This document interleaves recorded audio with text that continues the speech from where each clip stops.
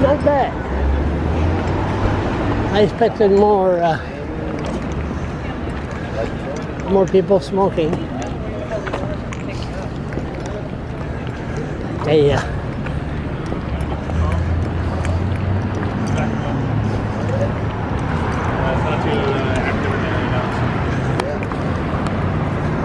excuse me. I'm a blogger in this city. Excellent. Where are you from? I'm from Winnipeg, Manitoba. My name's Charles. Hey Charles, Terry Brown. Terry Brown. I'm the biggest blogger in Brunswick. Excellent. I'm also the biggest bullshitter you ever met in your life. I always said, I was walked by there when I was doing the film. I always said in the old days, the white man used to shoot the Indians. Now we can't do that. But what we do, I know this is going somewhere. What we do, we get them cheap tobacco, so they die a slow and painful death. So, shouldn't the natives look at the white man and say, take the tobacco? I'm a reformed smoker, so we are the worst kind. It's been about 8 years. But what I'm trying to say is, shouldn't they don't pay the tax for the tobacco? Shouldn't the leaders of First Nation really put up the price of tobacco? So are you going to get something joining us? Yeah, answered that. Absolutely. One of the reasons I look at Canada, a very simple way, is I'm actually ashamed to be Canadian. Why? Because of the lack of knowledge of the average citizen, including the perception that all Indigenous people don't pay tax, all First Nation leaders don't pay tax. It's true. So I would challenge you on that assertion there to go back and learn more about this, because I've learned the mainstream culture, as well as Ojibwe, Cree, Dene, Saulteaux, over 60 different types of nations in this country. 60? 60 types. There's over 600 nations in this country. That's good. Have you actually read the original treaties in this area? No. What? I'm 39 years old. I've done that. I've also know the legislation, so I'm proud to be a citizen, but I'm ashamed to be a Canadian because of the average knowledge of the Canadian citizens. My point is, sorry, you don't know me. Sometimes I have ADHD and the point doesn't come across. My point was for the help of the natives for the tobacco, smoking tobacco. I'm not saying that they should pay higher price, but I'm talking about the help. If it was more expensive, they wouldn't smoke as much. That's what was my point. It's not the taxation and all that. It was just the smoking part of cheap tobacco, encouraging our youths to smoke. Not us, the natives. That's what I mean. But who controls the taxation on tobacco and the rules? The federal government and provincial governments. Okay. Shouldn't the leaders encourage to have the higher First Nation leaders don't control that. How do we put the price of tobacco up to save future generations from stopping to smoke? We already do it every year. How do we do it? What was the cost of tobacco for a pack of smokes when you smoked? I couldn't believe it. When I smoked, that was 6 years ago, it was $12, $13. And now it's about 20. How much does a pack of smoke cost in Manitoba? 12, 13, 15. But you know, I remember when grandmother smoked, it was like $5. Right, so every year it is going up at that increased rate. You can make the same argument with alcohol. You can make the same argument with cannabis. Those are the sins in our society. Yeah. So we tax them appropriately there.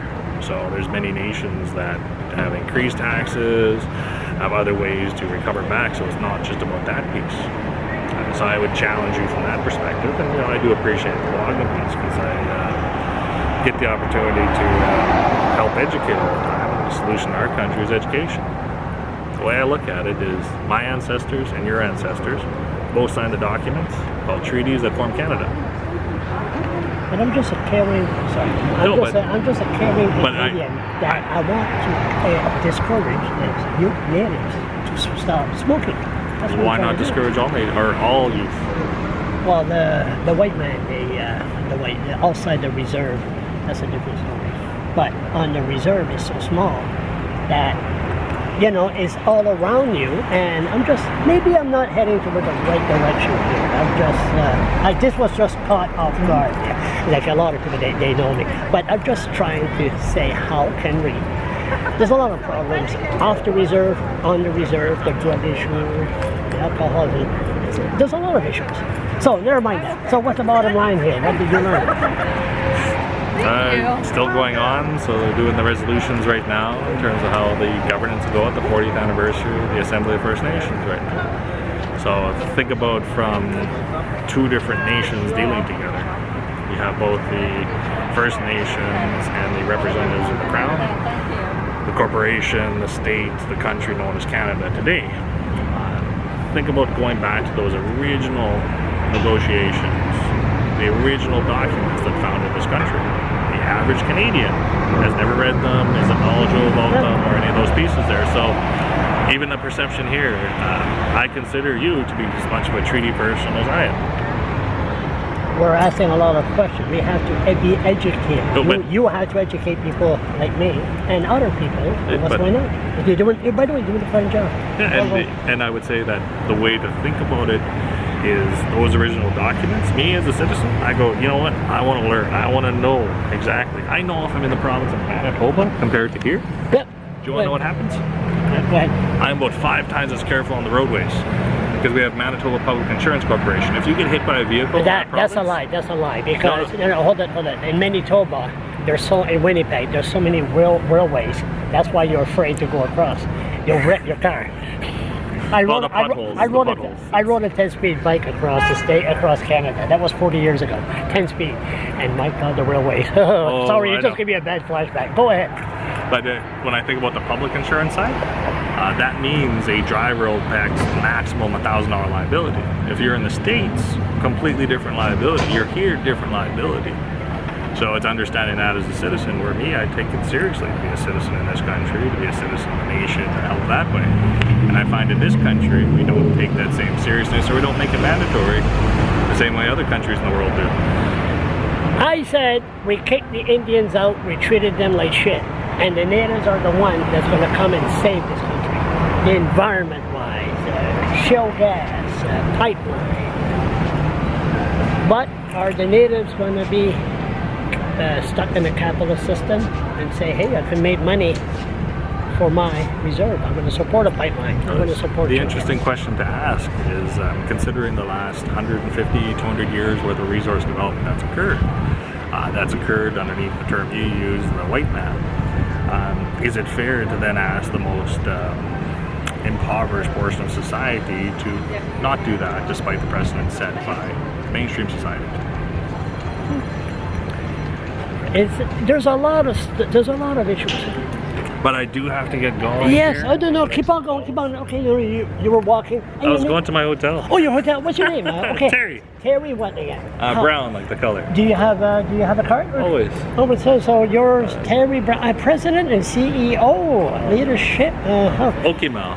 Oh, so. OKIMAW means leader or chief or someone who can lead.